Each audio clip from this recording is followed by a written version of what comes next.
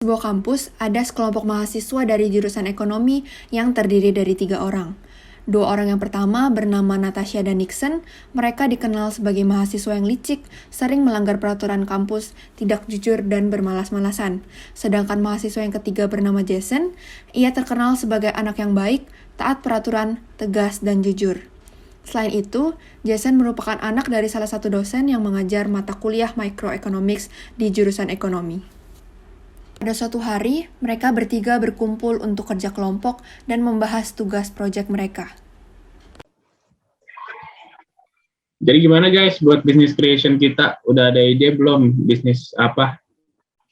Aduh, nggak tahu nih, susah banget mikirnya. Mana deadline-nya udah mepet kan? Iya sih, tapi masih bisa lah. Coba kalian searching-searching dulu di Google. Sambil nanti kita bahas di sini. Oke lah.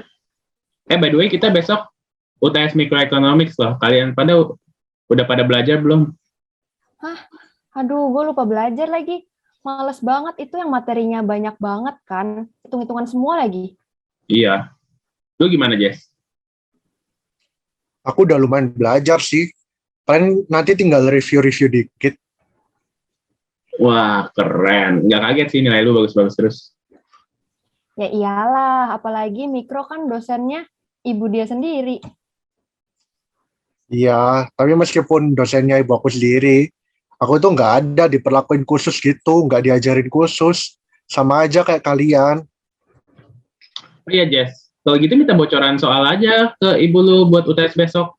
Kan lu anaknya, masa nggak di-spill gitu sih sama ibu lu sendiri? Iya, boleh banget tuh, Jess. Lu pura-pura aja mancing, nanya-nanya gitu. Tapi jangan kasih tahu ya kalau kita yang suruh. Aduh, enggak lah. Jangan, mana boleh kayak gitu. Meskipun aku anaknya dan mungkin dosennya itu ibu aku, kita harus tetap profesional lah. Aku kan nggak bisa manfaatin privilege itu. Kita harus tetap integritas lah, tetap jujur.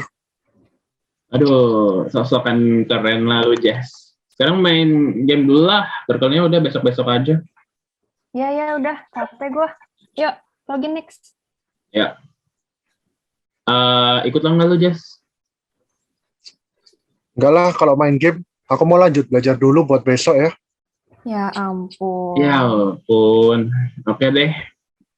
Bye semua. Bye. Keesokan paginya mereka berkumpul sebelum ujian seperti biasa. Setelah belajar cukup lama, akhirnya waktu UTS Microeconomics pun tiba. Wah, udah mau UTS nih.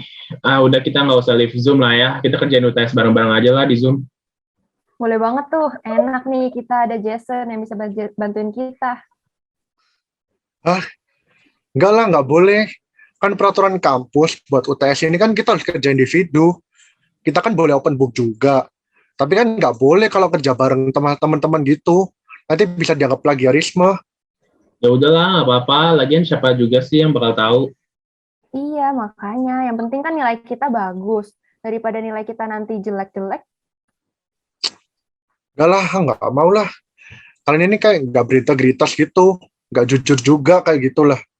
Di kuliah kan yang penting bukan cuma nilai-nilai ujian kita, tapi nilai-nilai kita juga, kayak nilai kejujuran, nilai integritas itu kan juga penting. Aduh, anak lain juga nanti pasti banyak yang nyontek. Udah, lu mending ikut kita aja, Jess. Ya jangan ikut-ikut yang lain juga kan. Nggak semua yang mayoritas itu selalu benar. Aduh, udah aku kerjain sendiri aja lah ya.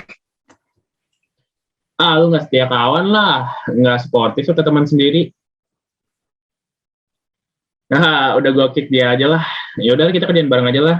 Jason nggak seru nih. Ya, kita kerjain bareng berdua aja tanpa Jason.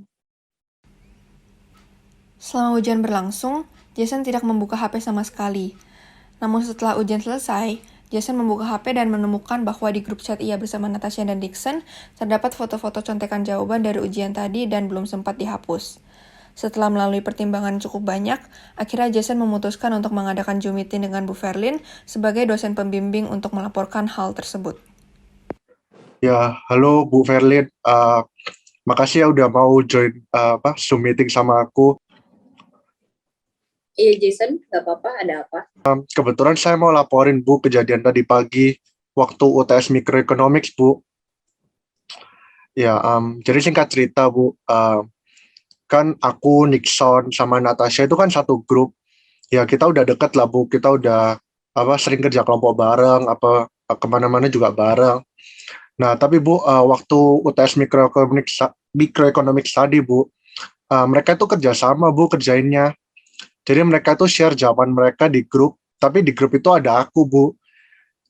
Tapi selama ujian aku kebetulan nggak buka HP. Mungkin nanti sebagai bukti Bu bisa lihat dari hasil jawaban kita buat UTS ini Bu. Sebagai buktinya saya juga ada screenshot dari chat-chat mereka Bu di HP saya. Aduh, gimana sih ini anak-anak? Kan udah Ibu jelasin, peraturannya kalau di UTS tuh nggak boleh kerjasama. Kecuali proyek atau homework itu masih boleh.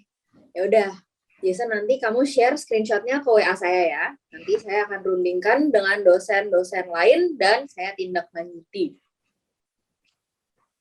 Iya Bu, semoga itu informasinya bisa bantu ya Bu. Iya, makasih ya Jason buat keberanian kamu untuk laporin kasus ini. Untung aja ada anak yang mau laporin nih ke saya. Kalau tidak, saya tidak tahu apa-apa tentang kasus kecurangan ini. Ya Bu, sama-sama. Makasih ya Bu.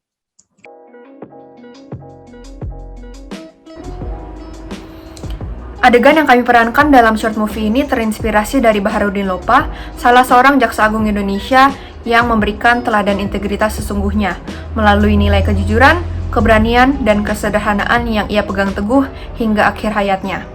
Kami memilih tokoh tersebut karena beliau merupakan sosok yang benar-benar menganut nilai anti korupsi, di mana semasa jabatannya ia terkenal sebagai sosok yang berani menegakkan hukum, tidak berkompromi terhadap korupsi, dan tidak gentar mengusut kasus-kasus korupsi yang menyangkut pejabat tinggi dan konglomerat Indonesia. Selama karirnya, Baharudin Lopa menerapkan beberapa nilai-nilai moral positif yang patut dicontoh dan diladani kelompok kami.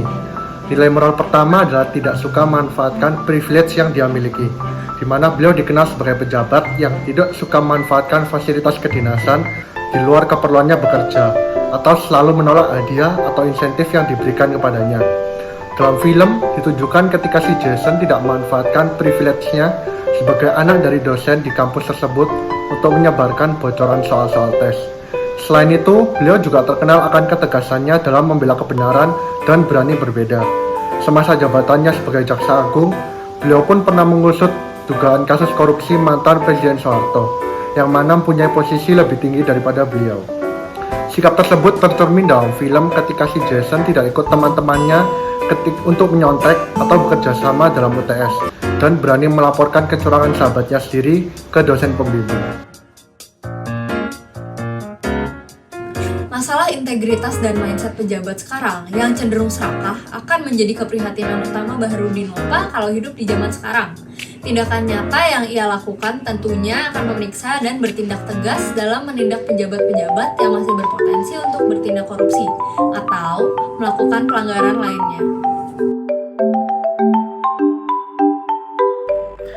Sebagai mahasiswa, tentunya sikap anti korupsi bisa kita tanamkan sejak sekarang. Contohnya adalah tidak membuat curang saat ujian, menaati semua peraturan kampus, berani bertindak dan juga membela kebenaran di segala kondisi.